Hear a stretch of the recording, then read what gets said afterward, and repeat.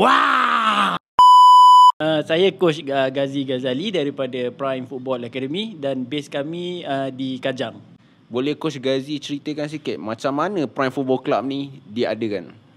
Pada mulanya saya melihat kepada anak-anak saya lah. Anak saya bermain bola. So daripada situ terdetik untuk saya melatih anak saya sendiri.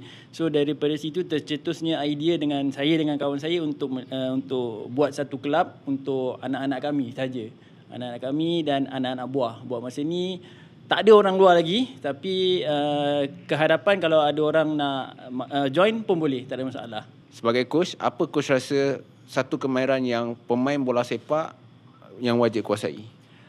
Bagi saya, kepada pemain bola sepak, dia perlukan kemahiran technical ability dia sendirilah. Itu yang paling penting. Kemahiran diri sendiri, macam mana dia nak tahan bola, sepak bola, pas dan mencari ruang. Itu adalah technical ability yang patut semua pemain bola sepak harus mahir lah. Apa satu ayat motivasi yang coach selalu gunakan sebelum bermain bola dan juga sekarang menjadi coach?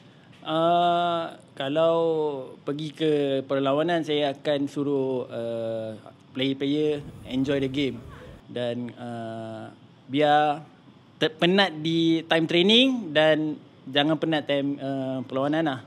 Okay coach, macam mana anak-anak muda di luar sana ingin menyertai Prime Football Club ni? Kepada mereka yang ingin sertai kami, boleh follow Instagram kami primefootball.academy. Kami mencari player-player under 8, under 10 dan under 12. Setakat ini 3 kategori ini saja yang kami fokuskan buat masa sekarang. Okay, anda tengah layan Sembang Arena Suara Bola, Jiwa Harimau. Okay coach, mengawam sikit coach. Wow!